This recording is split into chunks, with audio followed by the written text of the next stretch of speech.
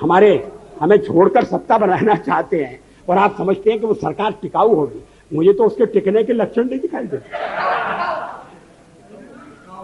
हम संख्या बल के सामने सर झुकाते हैं और आपको विश्वास दिलाते हैं कि जो कार्य हमने अपने हाथ में लिया है वो जब तक राष्ट्रीय उद्देश्य पूरा नहीं कर लेंगे तब तक विश्राम से नहीं बैठेंगे, तब तक आराम से नहीं बैठेंगे।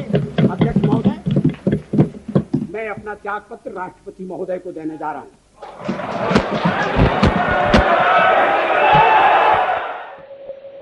This speech in the Lok Sabha in 1996 by Vajpayee during the no confidence motion remains one of the most famous speeches by an Indian politician in parliament till date.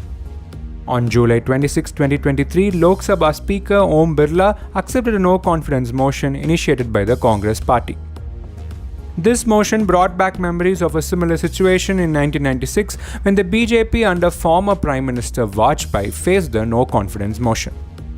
Back in 1996, the BJP emerged as the single largest party and its leader Atal Bihari Vajpayee was invited by then President Shankar Dayal Sharma to form the government. Vajpayee assumed the position of Prime Minister but could not prove the majority in the House during the floor test. As a result, he had to resign from his position after a mere 13 days at the helm. Despite this brief tenure, Vajpayee's speech during the no confidence motion remains one of the most renowned speeches delivered by an Indian politician. ये सभी मित्र कल से लेकर आज तक बोलते रहे, अब मेरी बारी आई है, अब मेरी बारी आई है तो ये मेरा मुंह बंद करना चाहते हैं, ये होने वाला नहीं है। और अगर संख्या बल के आधार पर ये करने का आप प्रयास करेंगे तो हमें सदन के बाहर ये विचारों की लड़ाई ले जाना पड़ेगा।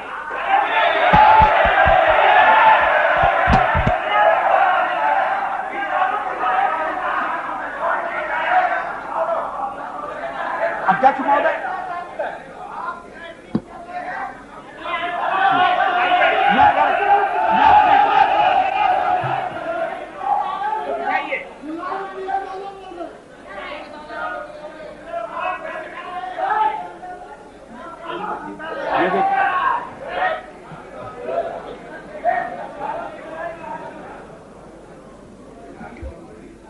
अध्यक्ष महोदय,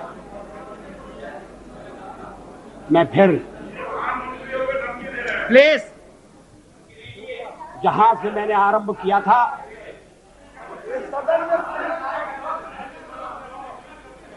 वहां अपने भाषण को ले जाना चाहता हूं। देश में ध्रुवीकरण नहीं होना चाहिए, न सांप्रदायिक आधार पर, न जातीय आधार पर, न राजनीति ऐसे दो खेमों में बंटनी चाहिए कि जिनमें संवाद न हो, जिनमें चर्चा न हो। देश आज संकटों से घिरा है और ये संकट हमने पैदा नहीं किए। जब जब कभी आवश्यकता पड़ी संकटों के निराकरण में हमने उस समय की सरकार की मदद की है। उस समय के प्रधानमंत्री नरसिंह राव जी ने भारत का पक्ष रखने के लिए मुझे विरोधी दल के नेता के नाते जेनेवा भेजा था और पाकिस्तानी उसे देखकर चमत्कृत रह गए। उन्होंने कहा कि ये कहां से आए हैं, क्योंकि उनके यहां विरोधी दल का नेता ऐसे राष्ट्रीय कार्य में भी सहयोग देने के लिए तैयार नहीं होता। वो हर जगह अपने सरकार को गिराने के काम में लगा रहता है। ये हमारी परंपरा नहीं है, ये हमारी प्रकृति नहीं है और मैं चाहता हूं ये परंपरा बनी रहे, ये प्रकृति बनी रहे। सत्ता का खेल तो चलेगा, सरकारें आएंगी जाएंगी, पार्टियां बनेगी बिगड़ेंगी, मगर ये देश रहना चाहिए, इस देश का लोकतंत्र अमर रहना चाहिए। क्या ये आज के वातावरण में कठिन काम नहीं हो गया है? ये चर्चा तो आज समाप्त हो जाएगी, मगर कल से जो अध्याय शुरू होगा उस अध्याय पर थोड़ा गौर करने की जरूरत है। ये कटुता बढ़ना नहीं चाहिए। हमारा जनाधार नहीं है, हमें लोगों का व्यापक समर्थन प्राप्त नहीं है। अगर आप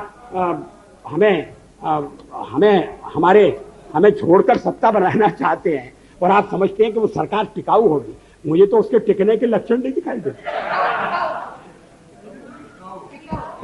वो पहले तो उसका जन्म लेना कठिन है, जन्म लेने के बाद जीवित रहना कठिन है, और ये सरकार अंतर विरोधों में घिरी हुई देश का कितना लाभ कर सकेगी, ये एक प्रश्नवाचक चिन्ह है। हर बात के लिए आपको कांग्रेस के पास दौड़ना पड़ेगा, और जब आप उन पर निर्भर हो जाएंगे, अभी तो मैं नहीं जानता, पहले चर्चा हुई थी, कुछ शर्तें लगाई जा रही, फिर चर्चा हुई कि कोऑर्डिनेटिंग कमेटी बनाना पड़ेगी। फ्लोर पर भी हम लोग कोऑर्डिनेशन करते हैं, उसके बिना तो सदन नहीं चलता। आप सारा देश चलाना चाहते हैं, बड़ी अच्छी बात है, हमारी शुभकामनाएं आपके साथ हैं। हम अपने देश की सेवा के कार्य में जुटे रहेंगे।